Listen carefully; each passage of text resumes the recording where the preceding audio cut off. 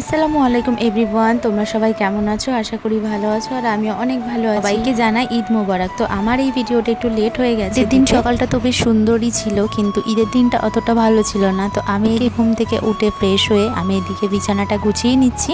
সত্যি বলতে এবার একটুও মনে হচ্ছিল না যে আজকে ঈদ। প্রতি বছরের মতনই এবছরও ঈদ হয়েছে, কিন্তু একটু অন্যরকম হয়েছে। আমি এদিকে ঘরগুলো ফ্রেশ করে ঘর মুছে নিচ্ছি, আর এদিকে তোমার দাদাভাই নামাজ পড়তে যাবে বলে ওকে সব রেডি করে দিয়েছি। এদিকে কাজবাজ সেরে গোসল করে চলে এসেছি। রান্না বান্না তো আমার করতে হয় না, রান্না বান্নাটা শাশুড়ি করে। এদিকে আসমাত ঘুমাচ্ছিল বলে আমি তাড়াতাড়ি গোসল করে চলে এসেছি, আর এদিকে চুলটাকেও শুকিয়ে নিচ্ছি, কারণ গরমের মধ্যে চুল ছেড়ে থাকতে একদমই ভালো লাগে না। আর এদিকে দেখো এগুলো রাস্তায় ঘুরছে, আর একটু কষ্টও লাগছিল। এদিকে ঈদের নামাজ তো শুরুও হয়ে গেছিল। মাশাআল্লাহ, কত সুন্দর লাগছে তাই না?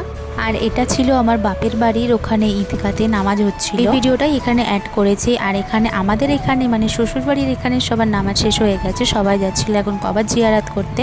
এই খুশির ঈদটা অনেকের কাছে খুশির, আবার অনেকের কাছে দুঃখের, কারণ অনেকের আত্মীয় স্বজন আল্লাহর ডাকে সাড়া দিয়েছে। জন্য খুশির ঈদে সবাই যাচ্ছে কবর জিয়ারাত করতে।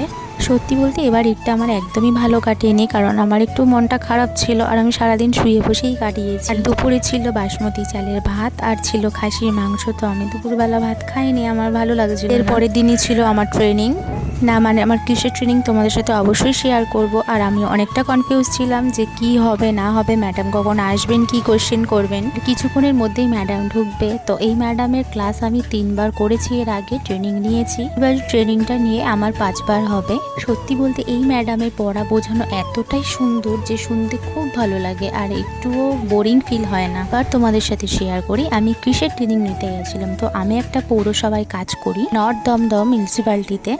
তো আমার কাজটা হচ্ছে একটা survey, dengue survey and polio দুটোই আছে। তো এই ডেঙ্গু সার্ভেটারই একটা ট্রেনিং হচ্ছিল, প্রতি বছরই এটা হয়। এই ট্রেনিংটাতেই আমি গিয়েছিলাম। আর এখন বাচ্চাদের পোলিওটা বন্ধ আছে, যেহেতু প্রতি 3 মাস অন্তর অন্তর হয়, তো সেই ট্রেনিংটাও আবার অন্য।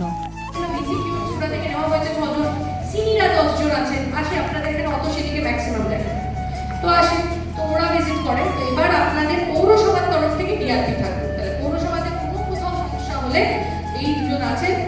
ট্রেনিংটা শেষ হয়েছে দুপুর 2টোর সময়। আর এইদিকে দেখো প্রচণ্ড মেঘ করে এসেছিল। এইদিকে তোমাদের দাদাভাই আমাকে নিতে চলে এসেছিল। তাড়াহুড়ো করে আস্তে আস্তেই দেখছি রেলগেটটা পড়ে গিয়েছে। তো আমরা ওখান থেকে বেরিয়ে দেখছি প্রচণ্ড ঝড় হচ্ছিল, তো বৃষ্টিটা শুরু হয়নি। আর আমরা আস্তে আস্তেই তো বৃষ্টি শুরু হয়ে গেছে। আমি তোমার দাদাভাই পুরোই বড় ভিজে ভিজে বাড়িতে এসেছিলাম। বাড়িতে এসেই দেখছি ঘরে জল ঢুকে গেছে। তো তোমার দাদাভাই কিছুটা হেল্প করেছিল, আর আমি করে নিয়েছিলাম। আমাদের দাদাভাই না থাকলে আমাকে পুরোটাই এটা একা করতে হতো। ও আমার যেহেতু একটু হেল্প করে দিয়েছিল। আর এদিকে তো শাশুড়ি জামা কাপড়গুলো তুলে রেখেছিল, যেহেতু বাড়িতে আমিও ছিলাম না, তোমাদের দাদাভাইও ছিল না। কিছু গুছিয়ে দেখো, ওরা তোমার দাদাভাই আর আজমাত মিলে ফোন দেখছিল, আর আমি এদিকে খেয়ে নিচ্ছি। তারপর আজমাতকে আমি ঘুম পাড়িয়ে দিয়েছিলাম, ওর এখন ওঠার সময় হয়ে চলে এসেছে। আর আমি ওকে একটু হোম টাস্ক দিয়ে দিয়েছিলাম।